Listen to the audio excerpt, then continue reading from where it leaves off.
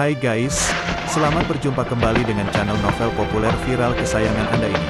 Saat ini admin ingin menghadirkan sebuah novel yang alur ceritanya sangat menarik dan seru. Novel ini berjudul Kaisar Agung Seni Bela Diri. Sebelum mengikuti keseruan ceritanya, mohon bantuan kalian untuk subscribe, like dan share video-video yang ada di channel ini. Selamat menikmati.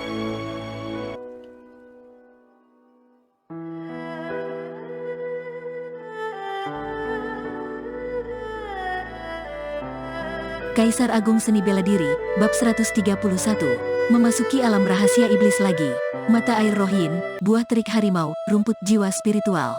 Ketika mendengar ketiga bahan ini, Oh Hu Liang pun sedikit merinding. Ini adalah bahan utama untuk membuat pil jiwa yin yang. Pil jiwa yin yang adalah pil peringkat ke-6 yang F merupakan pil tingkat tinggi. Di seluruh negara bagian tanah langit, hanya master level ke-6 di ibu kota yang bisa menyempurnakannya. Selain itu, pil jiwa yin yang adalah pil khusus untuk mengobati luka jiwa spiritual. Menurut Oh Hu Liang, Luo Xiu pasti tidak akan menggunakan pil ini. Itu pasti disiapkan untuk seseorang di atas tingkatan penguasa. Orang pertama yang terpikirkan olehnya adalah gurunya Luo Xiu yang misterius itu. Luo Xiu tidak menjelaskan, jadi Oh Hu Liang tentu tidak enak hati untuk bertanya. Ketiga bahan ini hanya tersedia di ibu kota negara bagian tanah langit. Aku bisa membantumu mencari tahu melalui sumber internal Persatuan Master Pil Pemurnian, kata Oh Hu Liang. Saat mendengar ini, Luo Xiu mengangguk. Dia tidak membutuhkan ketiga bahan ini dengan mendesak. Lagi pula, dia harus mencapai basis kultivasi level Raja Bela Diri sebelum dia bisa menyempurnakan pil jiwa yin yang. Namun, itu cukup bila dia mengetahui di mana bahan-bahan ini akan muncul. Jika begitu, Master Oh Hu, tolong bantu aku mencari tahu ketiga bahan berharga ini. Jika ada kabar, beritahu aku, kata Luo Xiu. Kemudian, dia mengeluarkan kotak pesannya, lalu saling meninggalkan tanda di kotak pesan dengan Oh Hu Liang. Mulai sekarang, mereka bisa saling menghubungi melalui kotak pesan. Ketika semuanya sudah siap, Luo Xiu pamit dengan Oh Hu Liang. Luo Xiu ingin mencari pintu masuk ke alam rahasia iblis dekat kota Gunung Alam. Di gerbang kota Gunung Alam ada poster buronan potret Yan Yueyu. Siapapun yang bisa memberikan petunjuk yang efektif tentangnya dapat menerima hadiah yang banyak dari keluarga Yan dari Prefektur Pedang Kuno. Poster buronan ini tertempel di setiap sudut kota di Prefektur Pedang Kuno. Jelas bahwa keluarga Yan belum berhasil menangkap Yan Yueyu. Mungkin ini bukan kabar buruk bagi Luo Xiu. Butuh lebih dari 3 hari bagi Luo Xiu untuk bisa merasakan getaran dari giok iblis 2 bulan dalam celah gunung yang letaknya lebih dari 150 km dari kota Gunung Alam. Dalam celah gunung ada sebuah altar yang bobrok. Semua aksara mantra di atasnya rusak total. Entah sudah telantar berapa lama. Semuanya, kalian sudah mengikutiku begitu lama, ayo keluarlah. Luo Xiu berbalik untuk melihat hutan di dekat celah gunung. Sejak dia keluar dari Persatuan Master Pil Pemurnian Kota Gunung Alam, beberapa orang terus mengikutinya. Orang-orang ini berpikir bahwa mereka telah bersembunyi dengan baik, tetapi dengan penglihatan kehidupannya, energi kehidupan mereka yang melimpah bagaikan kunang-kunang di malam hari bisa dirasakannya dengan sangat jika dia tidak memiliki kemampuan penglihatan kehidupan. Sekalipun indera spiritualnya sebanding dengan tahap menengah tingkatan pemurnian ilahi, dia mungkin tidak dapat menyadari orang-orang ini sedang mengikutinya. 4 sosok berjalan keluar dari hutan. Mereka sedikit terkejut karena Luo Xiu bisa menemukan persembunyian mereka. Tatapan Luo Xiu mengarah pada keempat orang itu. Pemimpinnya adalah seorang pria tua, dia diikuti oleh 3 pria paruh baya. Basis kultivasi pria tua itu adalah level ke-5 pemurnian ilahi, 3 lainnya adalah tingkat ke-3 pemurnian ilahi.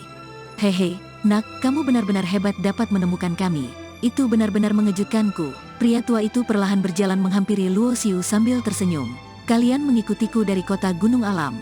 Ada urusan apa kalian mencariku? Luo Xiu bertanya dengan acuh tak acuh sambil melepaskan kesadaran bela diri pedang.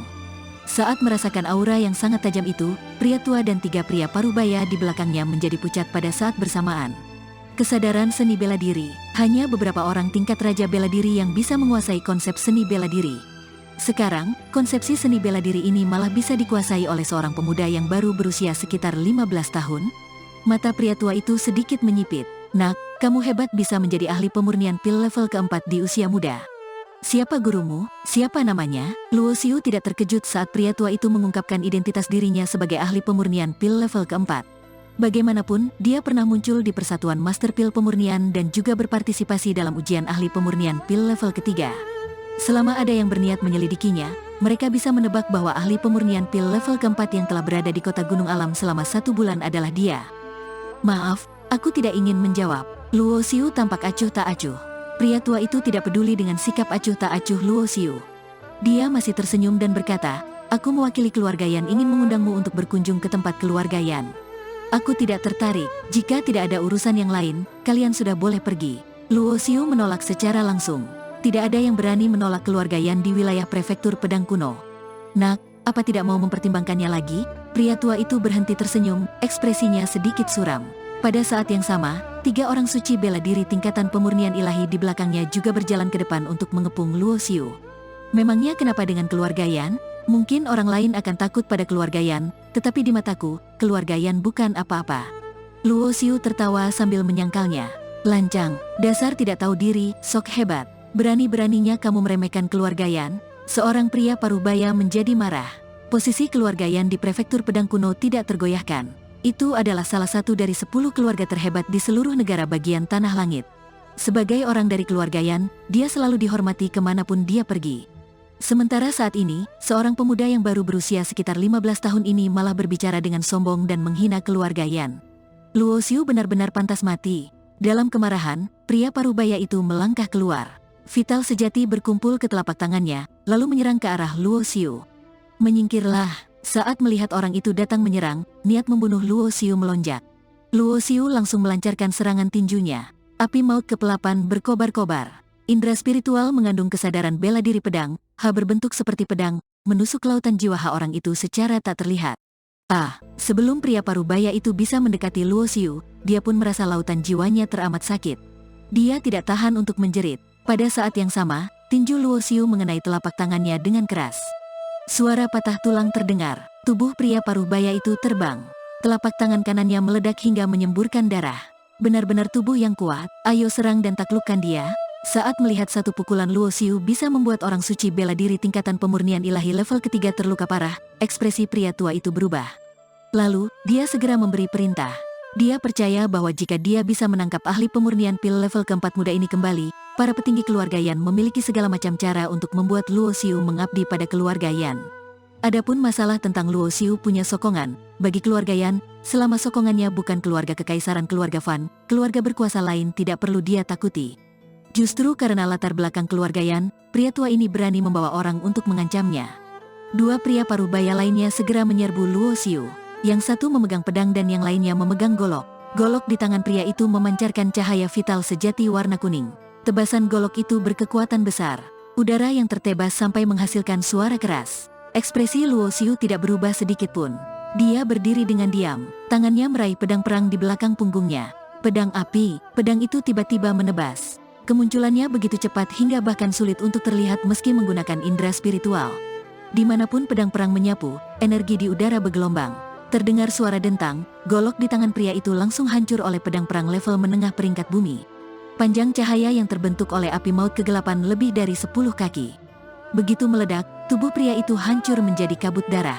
"Bajingan, matilah kamu." Saat melihat seorang tingkatan pemurnian ilahi terbunuh, pria tua itu sangat marah. Bahkan, bagi keluarga Yan yang memiliki kekuasaan besar seperti itu pun perlu mengorbankan banyak sumber daya untuk membina orang suci bela diri tingkatan pemurnian ilahi. Kematian setiap orang tingkatan pemurnian ilahi adalah kerugian besar bagi keluarga Yan. Jika dia tidak bisa menangkap pemuda berjubah hitam itu kembali, dia pasti akan dihukum berat oleh petinggi keluarga Yan. "Sudah bosan hidup ya?" Ucapan Luo Xiu dipenuhi dengan cibiran sarkastis. Keterampilan transformasi misterius berkekuatan 6 kali lipat. Kekuatan naga asli, pedang Luo Xiu menyapu di sekitar. Sebuah api hitam berbentuk energi pedang naga meraung keluar.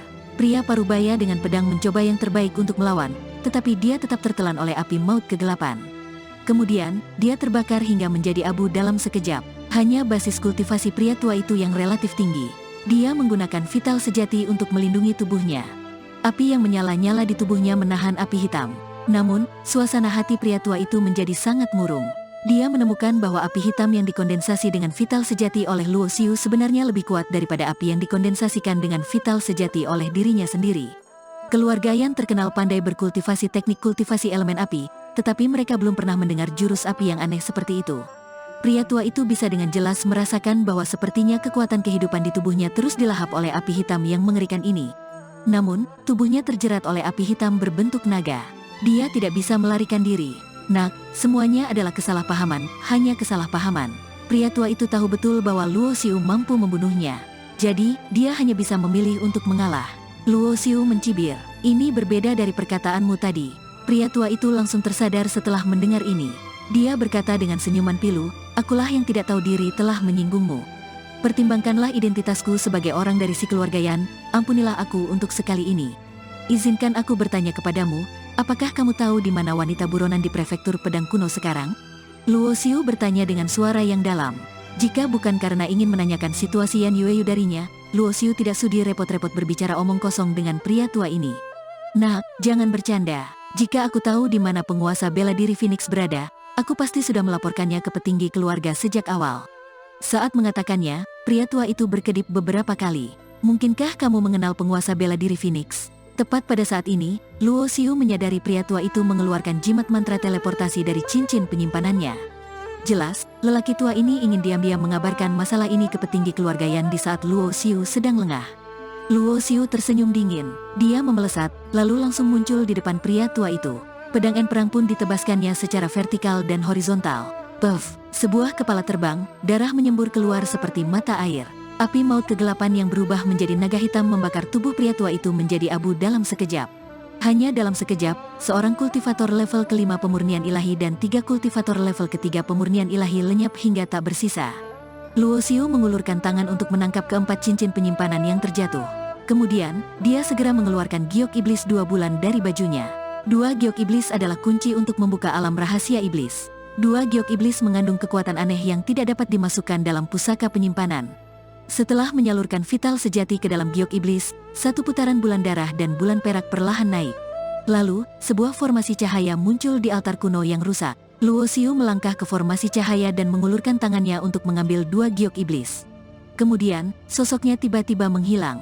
Formasi cahaya yang muncul di altar juga perlahan menghilang, semuanya kembali tenang. Dalam celah gunung, hanya fluktuasi vital sejati yang tersisa untuk memenuhi udara. Ini tidak dapat menghilang untuk waktu yang lama. Ruang dan waktu di depannya berubah menjadi menyilaukan. Ketika bisa melihat kembali, Luo Xiu sudah berada di hutan gunung di wilayah pertama alam rahasia iblis. Penglihatan kehidupan dan indera spiritual menyebar. Satu persatu lautan energi dan kekuatan kehidupan binatang iblis berangsur menjadi jelas. Sebelum pembukaan alam rahasia misteri, Luo Xiu akan berkultivasi di sini. Dia menantikan bagaimana peningkatan kekuatannya dalam 10 bulan ke depan. Dia terbang ke atas, lalu langsung ke altar di area teleportasi menuju wilayah kedua. Targetnya adalah area wilayah ketiga di mana binatang iblis tingkatan pemurnian ilahi berada.